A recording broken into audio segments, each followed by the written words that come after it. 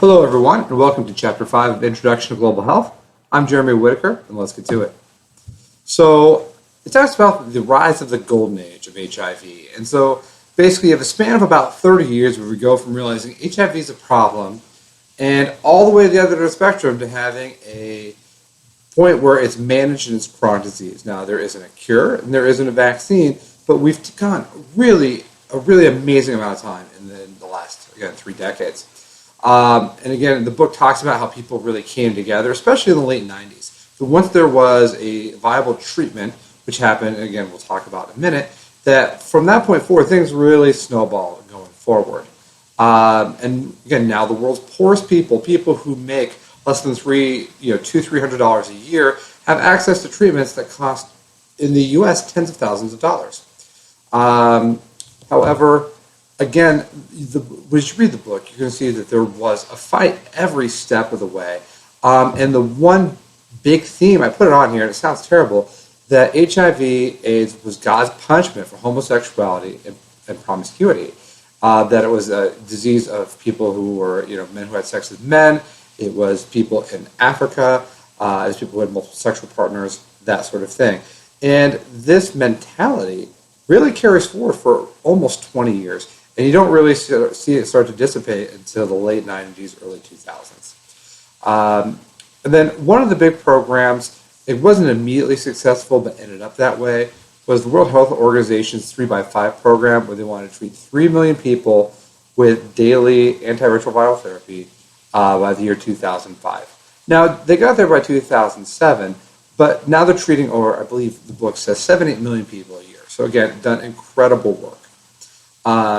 And then the book also talks about institutionalization and habituation. And there's the idea that the bigger hurdle was really a mental one, of people saying that's not what we do in Africa. We use that, remember from last module, that Gobi FFF, really the cheapest possible, do the most bang for the buck, immunizations and growth charting and oral radiation therapy. But now we're talking an expensive regular drug regimen brought in to every place in Africa.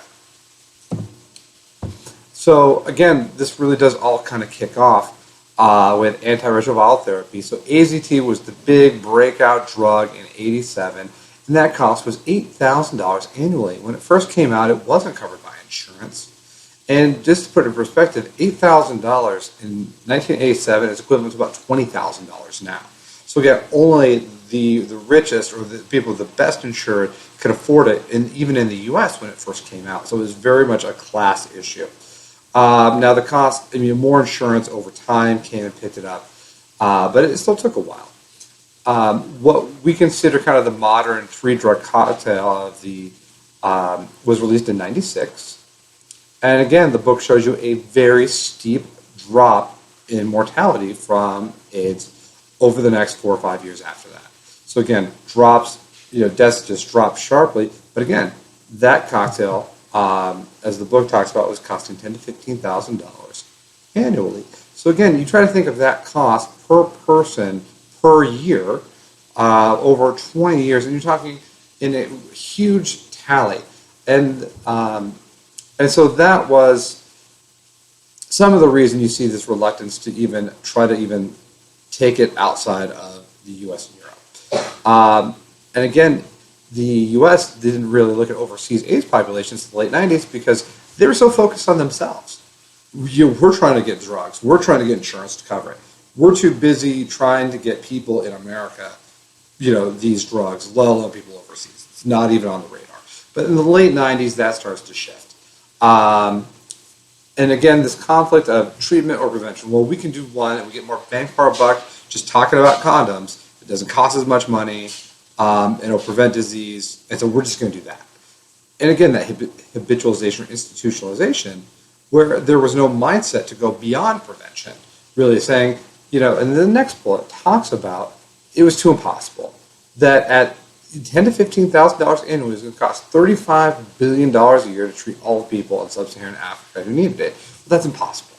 It was too big of a number, and the logistics were too hard. As you can see, this is that quote at the bottom It was from the head of USAID, which is the head of the United States government's foreign aid agency.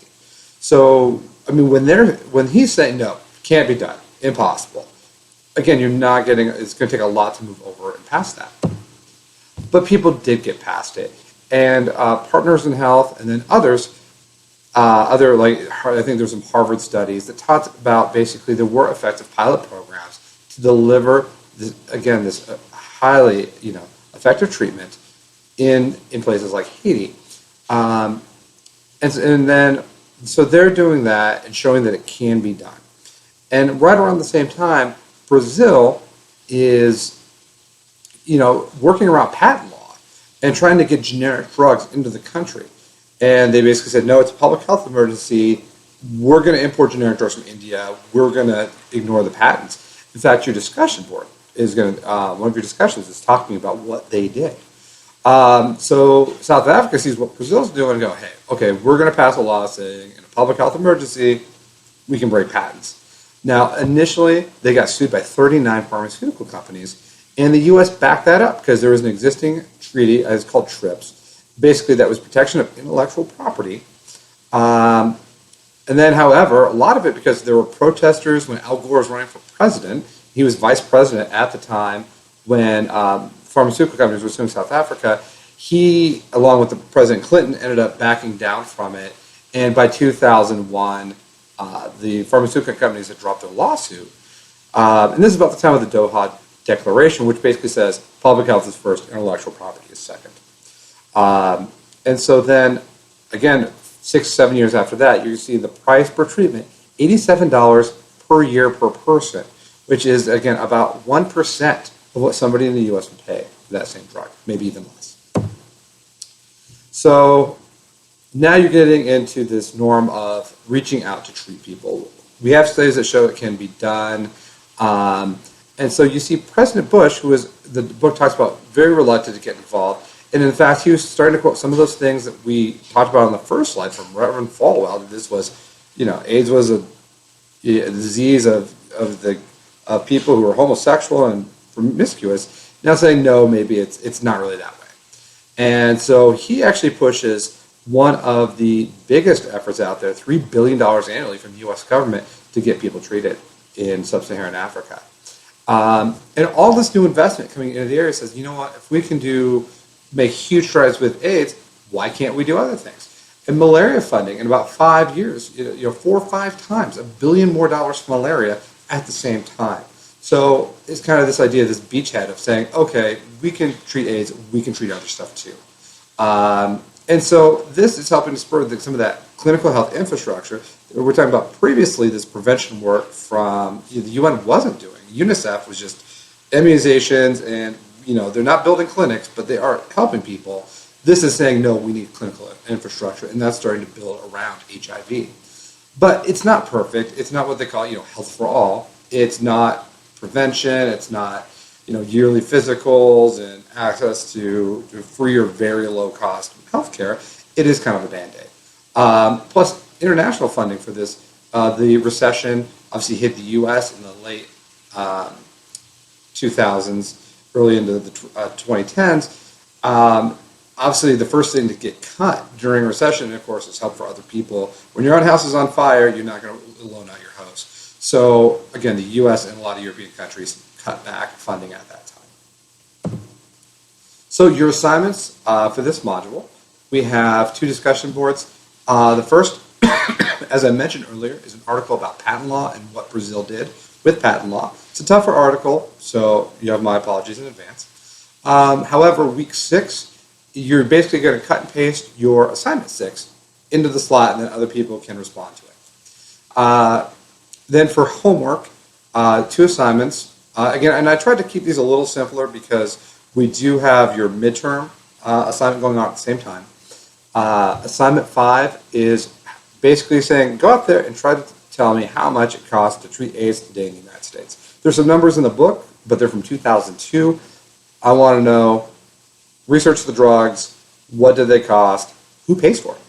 And then the other one is to basically the book in chapter 6 talks about several NGOs doing really good work tell me a little bit more about those. So, and again, you're going to share that with your classmates. So that is all for Chapter 5. Look forward to talking to you all soon.